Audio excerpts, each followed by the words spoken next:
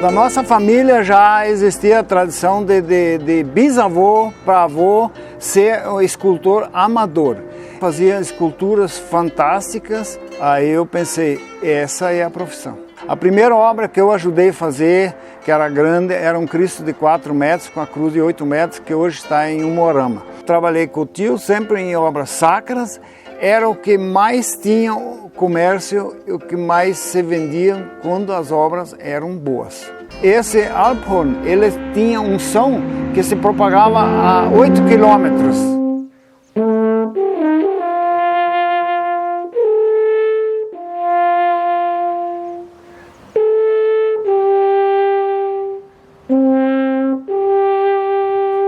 Da nossa família já existia a tradição de bisavô para avô ser um escultor amador. Isso na época da Europa, que eles mantinham o gado nos Alpes e alguém tinha que cuidar desse gado nos Alpes, ele, para não ficar à toa muitas vezes do dia inteiro, ele fazia a escultura e o avô era um desses. Dali nós começamos a fazer essa mini escultura, essas esculturas artesanais naquela época. Mas como daí o irmão do meu pai, José Moser, ele era um escultor com talento nato. Ele já desde criança já fazia esculturas fantásticas e se destacou, foi levado para um mestre lá em Zillertal, em Hart, onde que ainda hoje tem obras onde que ele ajudou, foi um monumento da Primeira Guerra Mundial, onde que ele ajudou a fazer em pedra. Depois ele foi mandado para a Academia de Artes em Munique, mas isso tudo com um rapaz de 18, 19 anos. E com 22 anos ele começou a construir a sua casa.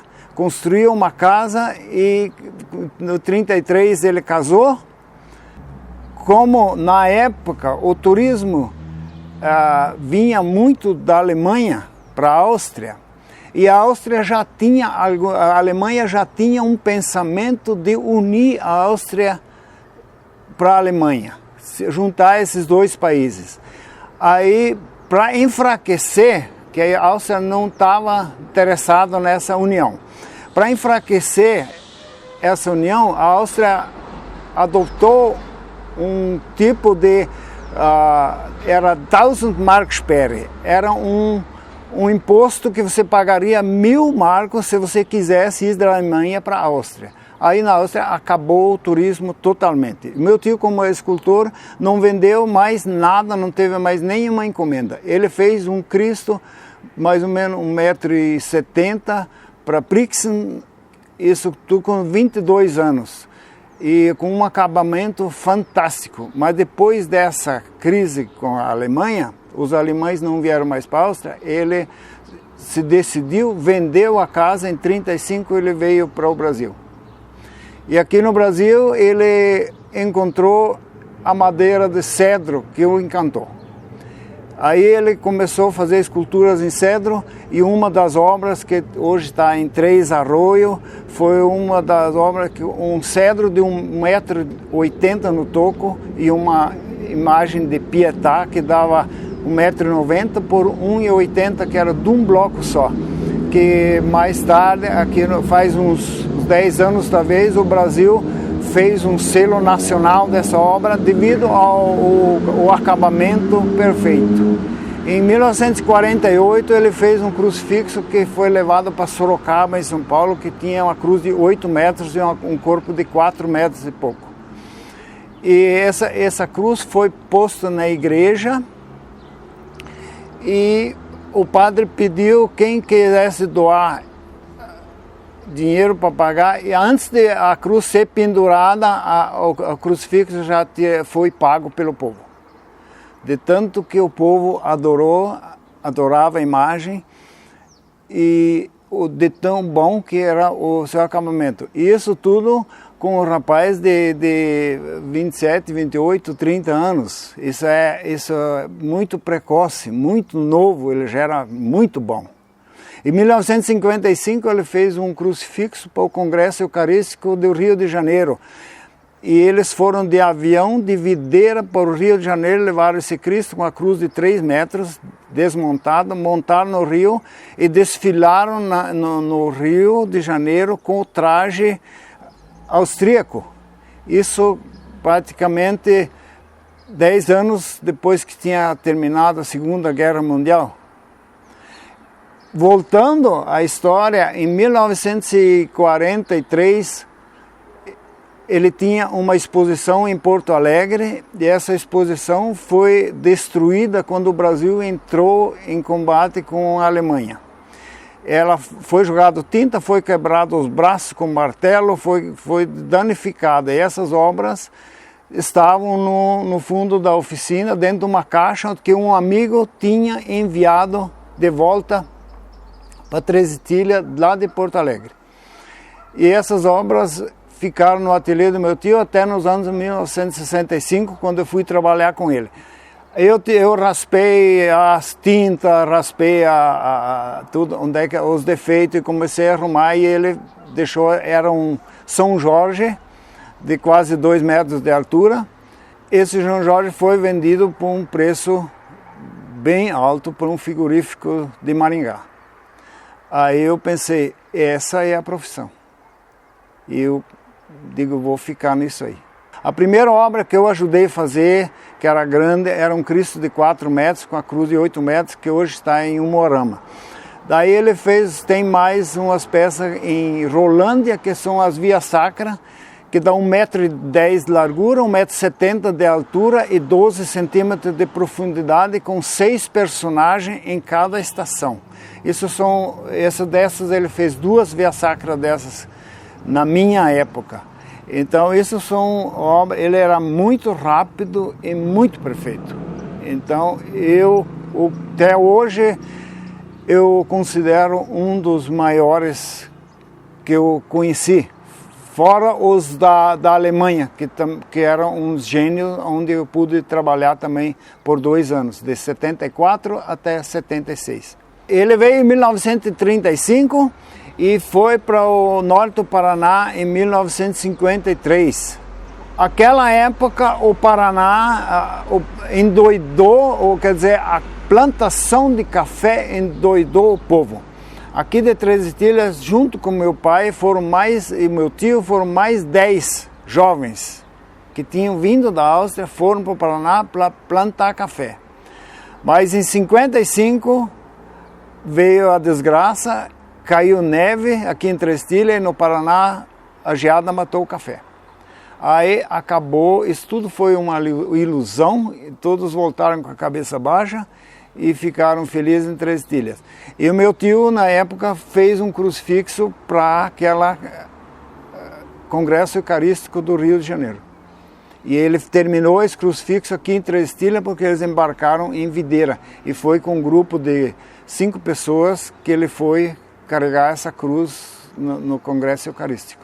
O primeiro escultor profissional com curso acadêmico, que eu acho que até hoje tem pouca gente que tem essa formação nessa arte. Na época, isso era um estudo muito difícil, era semelhante a um doutorado.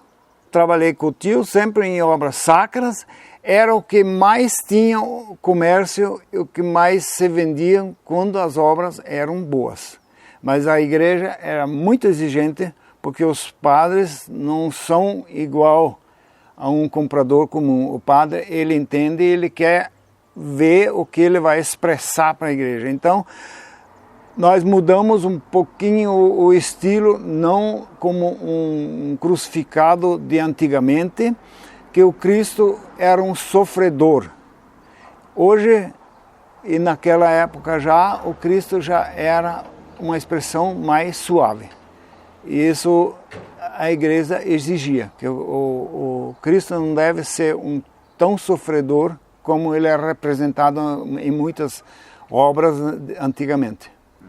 Nós aqui, graças a Deus, nós estamos um passo à frente, que nós temos um país católico e temos um povo que ainda decora as suas residências e dá valor para a decoração de uma igreja, e não como na Europa, a escultura ela começou a sumir porque muitas indústrias começaram a mecanizar a produção de obras de arte. Aí caiu o valor e aí a pessoa não investe mais tanto em arte. Nós aqui levamos muita vantagem por termos os escultores, e temos bastante escultores, porque o turista ele vem aqui, ele se encanta, ele não acredita que tem tantos escultores numa só cidade. E muitos deles são muito bons, escultores de primeira linha, mas todos também procuraram o estudo fora, procuraram o estudo na Europa. Estudo na Alemanha, no Südtirol, que é um dos berços da escultura em madeira, e isso ajuda muito porque as coisas boas elas fazem propaganda por si.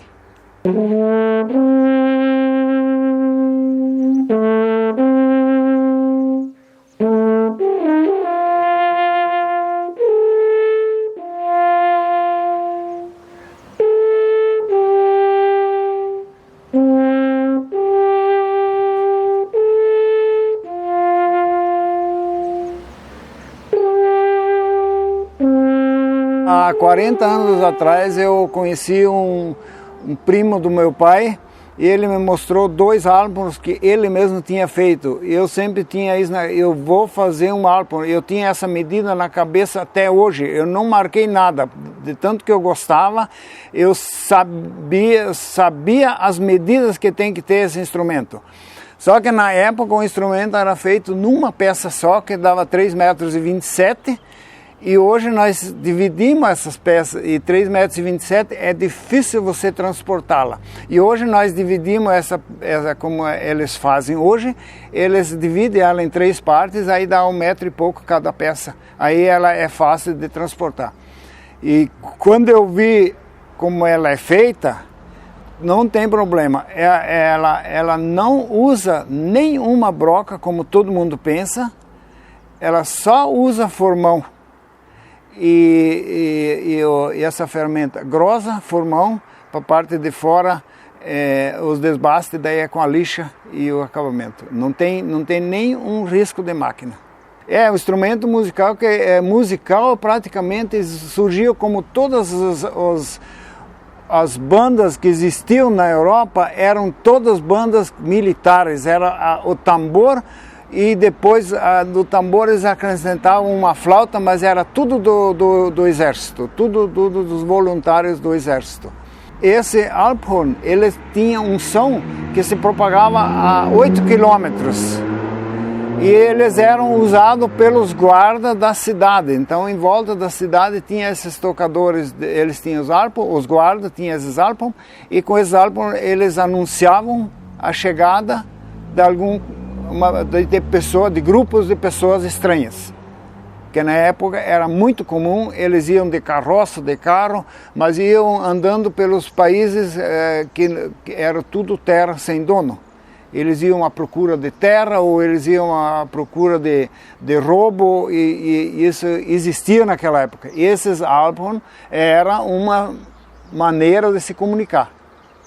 Hoje eu estou fazendo com cacheta e também com pinheiro nacional, mas a maior parte eu faço com cacheta. Agora está dando dó de vender porque o serviço é bastante. O músico, ele experimenta, ele toca, ele quer comprar, ou às vezes ele toca um pouco e a mulher fala, eu te compro um, e assim nós fechamos o negócio.